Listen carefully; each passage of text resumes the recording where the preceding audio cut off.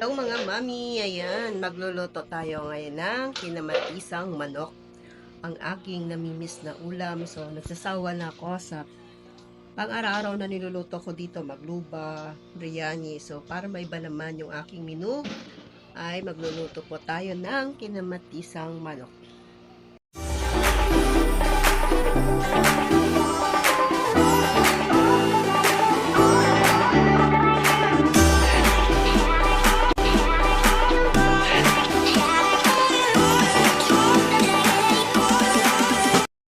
Po yung ating mga sangkap sa kinamatisang manok. Naghiwa po ako ng sibuyas, bawang, kamatis at sili. Meron din po akong cubes at syempre ang ating manok. Ayan.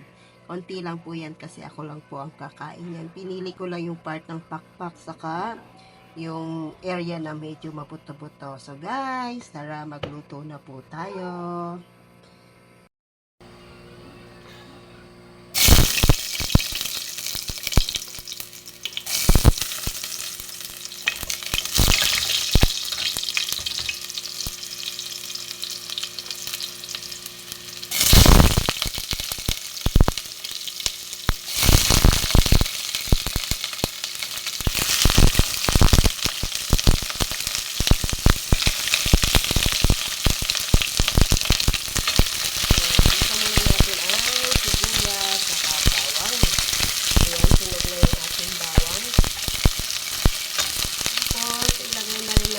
Ang kamatis.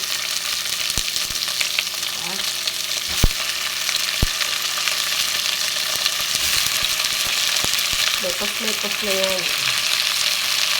Tayo lang naman ang kakain.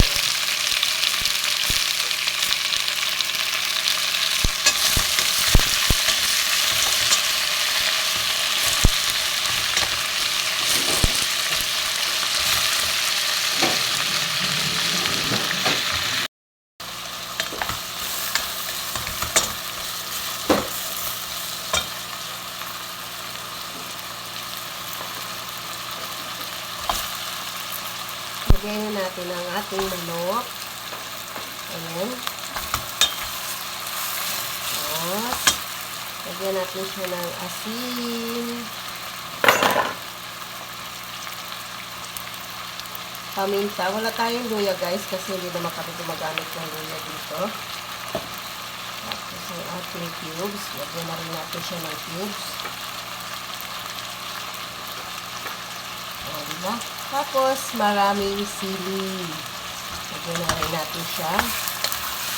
Haluin lang natin.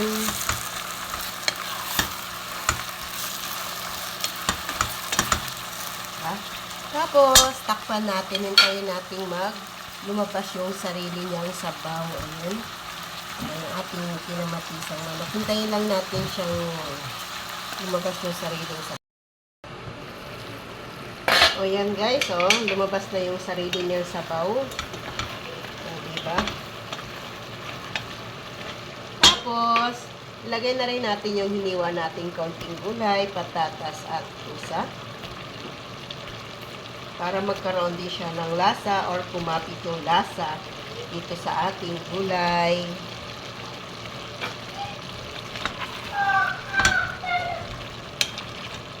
Haluin lang natin.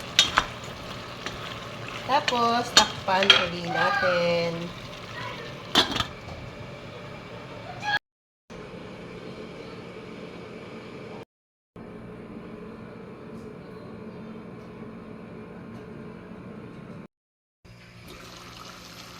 Sarap na ng amoy. O, diba? Ayan, lumabas na yung sariling sabaw ng manok. O, diba? Nakikita nyo?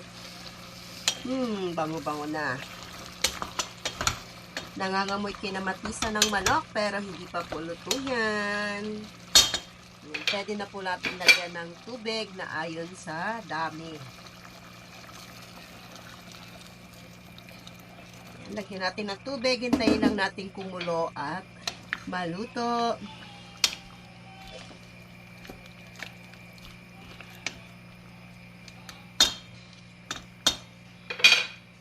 More sabaw pa.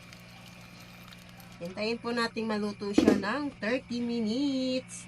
Takpan uli natin para siya ay kumulo. Ayan.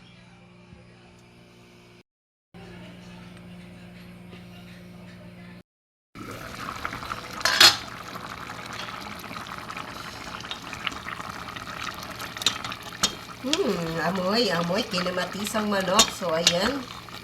Nakalipas ang 30 minutes, luto na po siya mga mami. Malambot ng ating gulay. At syempre, ang ating manok, diba, luto na.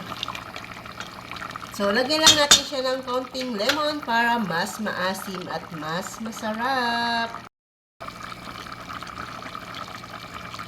Lagyan lang natin ng lemon. Liquid na yung ginamit ko. Para mas masarap siya. Mas maasim kasi. Medyo masarap din yan. Tapos mahalang. Ayan, sakto. Sa panlasang Pinoy. Yan na po ang ating kinamatisang manok. Luto na po yan. Pero anhin pa natin ng natin ng 5 minutes. Para doon sa ating nilagay na lemon. So guys, ang aking kinamatisang manok. So yan guys, ang aking kinamatisang manok. Nagsaing na rin ako. Ayan, gutom na ang aking mga bulate. Maya-maya kakain na tayo. Diba ang aking kinamatisang manok? Oh, yummy!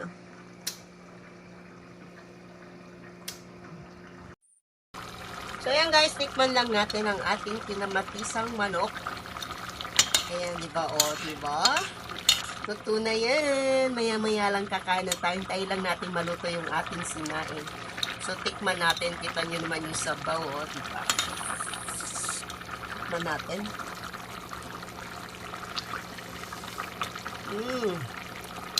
Ang sarap. Tama yung asim saka yung halang niya. Diba? Ang sarap. Guys, gawin nyo to. Siguradong makakalimutan nyo pangalan ng asawa nyo. Charot. Taob na naman ang isang kalderong kanin. Wala na naman akong diet nito, mga lalabs ko, mga mami. Sarap. Thank you for watching.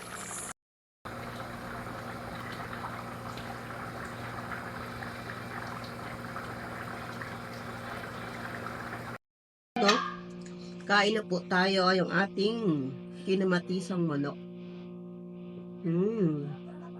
Ang sarap. Talagang makakalimutan mo yung jowang nanloko sa'yo. Sarap.